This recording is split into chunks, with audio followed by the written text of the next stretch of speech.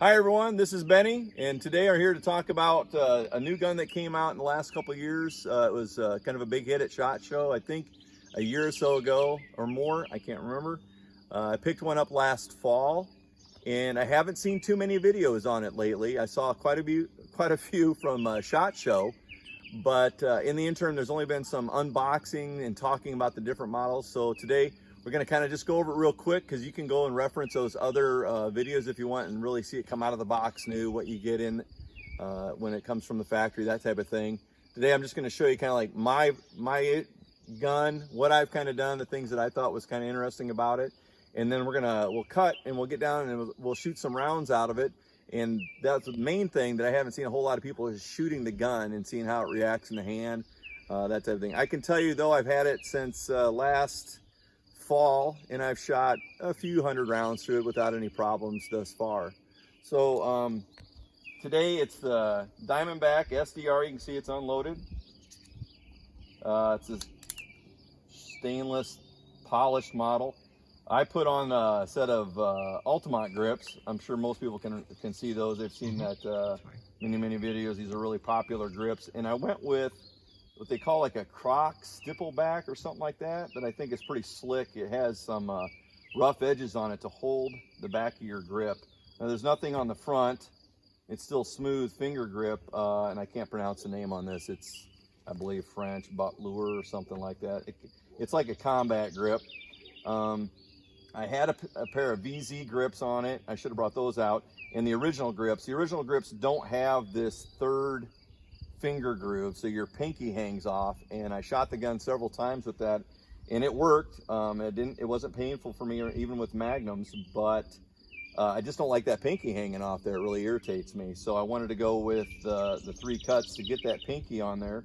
The VZs really filled the bottom down here and were thick, but they didn't. The only ones that I could get at the time didn't have the texturing on the side like these do.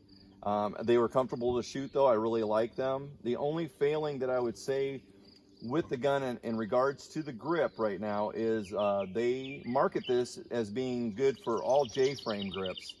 And I think they're probably correct. The VZ grips I had to do some work to because the frame shank is thick.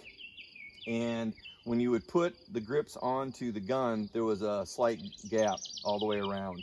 And so I went in there and hacked it up with a Dremel and carved out the image of the frame to get it to sink into the grips a little bit more. And it worked. It wasn't much. You didn't take out much, but it was close. The bigger thing on the VZ was their placement of the screw. Ultimate, you can see it's kind of midpoint here on the grip.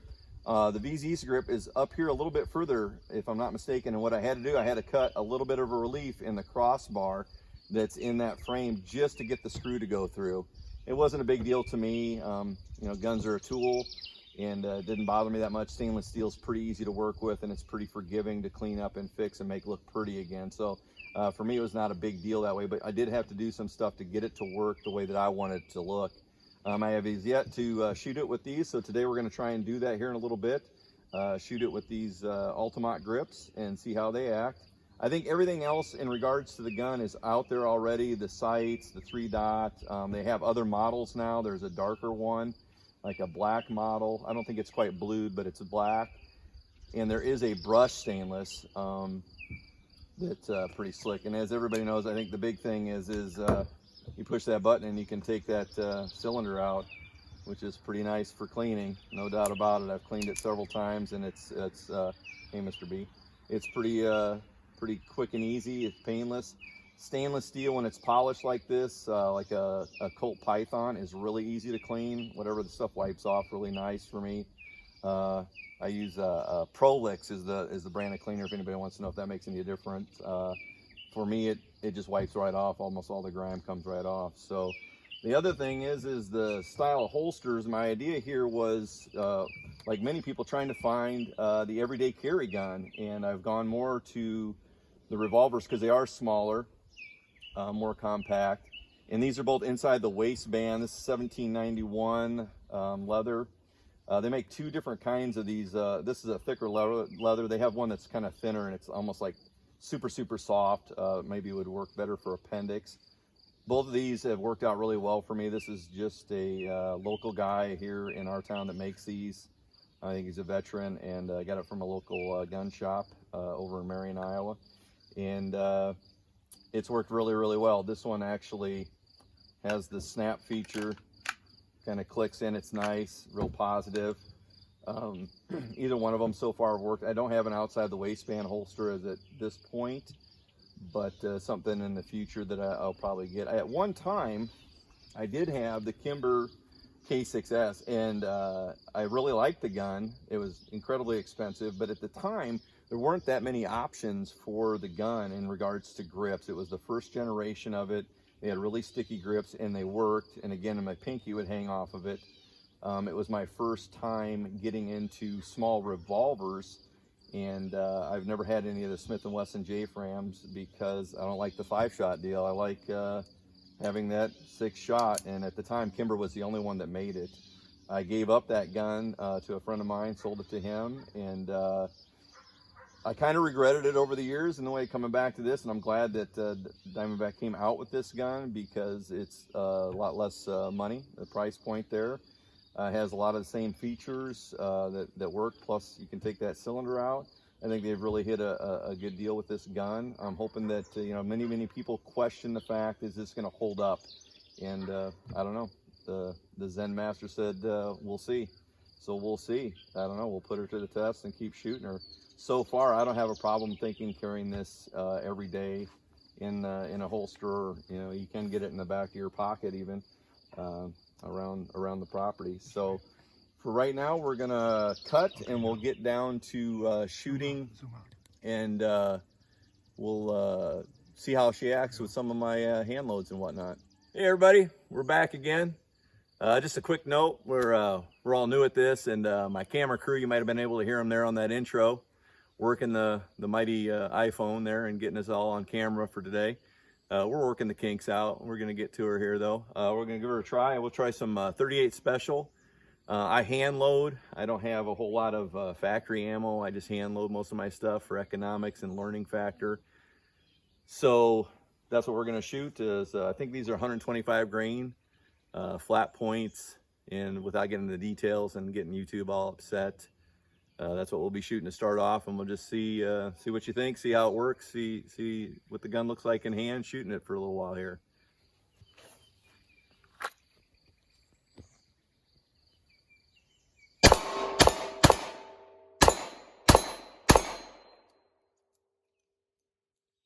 Pretty easy, no recoil there. Pretty simple. What do you expect for 38 specials though, I guess? I got some other ones here that are 158 grain instead of 125, and different powder. Got a little bit more kick to them. I like the heavier bullets myself. Just old-fashioned, I guess. Just like the idea of it. So far in the grip, not a whole lot of recoil. I don't know, I'm not feeling any bite here with these Ultimate grips. Everything seems to be all right. So try 6 more here and see if we can miss or not.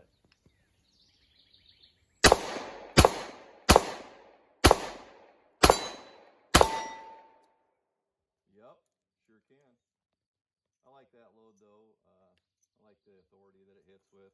So I'll give her some more here. We'll get to some Magnums here in a bit.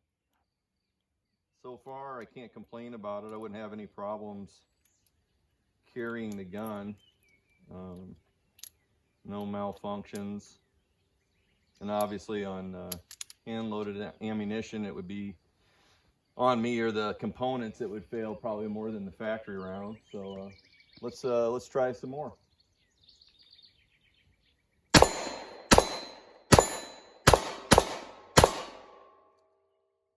Gotta love that big target. That makes you feel really good. Jerry Michalik, I am not. So we'll try some Magnums here, as the saying goes. These are 158 grain. I think these are a Nosler bullet that I picked up here locally. So, dropping them. These I've chronographed right around 1200, 1250. out of, I don't know, 3 and 4 inch. I think the 3 inch barrel gave me like 1200. And it was a hot 1200 in the 4 inch.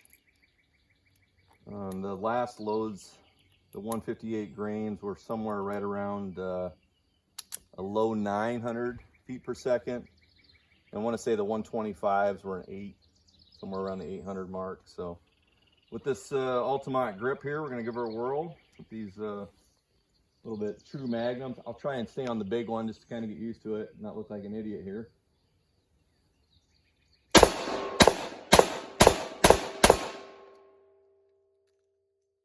Harder to eject, but they do come out. Those are full house Magnums, so a lot more recoil, a lot hot, but it didn't hurt my hand.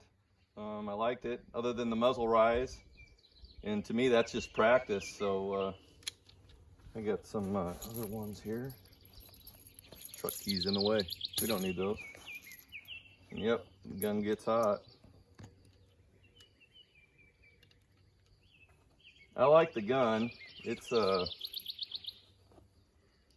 pretty easy to carry so far. I've carried it quite a bit in the last month or so when I can. I've been hobbling around the homestead here and carrying it quite a bit. It's easy to carry. It doesn't affect my gait or anything like that. Obviously, it's not that heavy, and I don't know the exact specs on that, but it's been a real good gun for me so far. So here's some more of those 125 specials.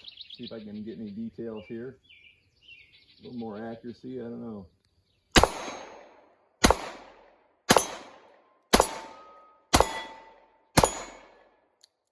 Click. Yeah. You gotta like that. So far, so good. I really like the gun. I don't see anything wrong with it to date. Obviously, the tail will be shooting hundreds and hundreds of rounds through it. And like I said, that'll be what'll tell everybody if it's good enough or not. I right now, at this point, I can't say that it's not a good deal. I really like it. Try some more Magnums.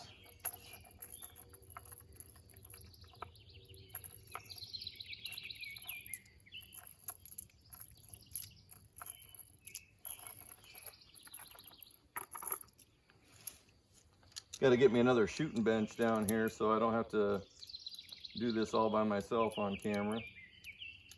Project for another day. Pretty nice day here in Iowa. Easy on the eyes, not a whole lot of humidity yet. As you notice, I've been shooting it all double action. It is single action capable, but I just try and stay in the habit of shooting that double action. Unless you actually, absolutely positively had to shoot that long shot of a 2-inch barrel like that. But it's kind of one of those.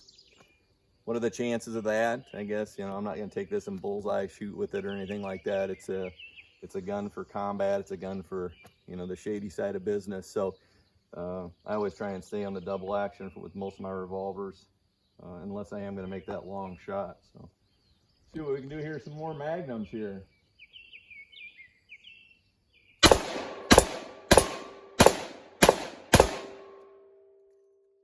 Make it jump. It's all right. Well, tell me what you guys think in the comments. Like and subscribe. This is the Diamondback SDR 357 Magnum, 6 shots, as you can tell. I've gone over a few times and let you know that. That's the one thing that I really liked about it over those 5 shots. I know they had to do it back in the day. That was the best that they had, but I don't see why they're not going with this, because once a couple guys start doing it, some manufacturers start doing it, everybody should start doing it. It's a great deal. One extra round and just makes me feel all warm and fuzzy. Right, Penny? That's right, Benny.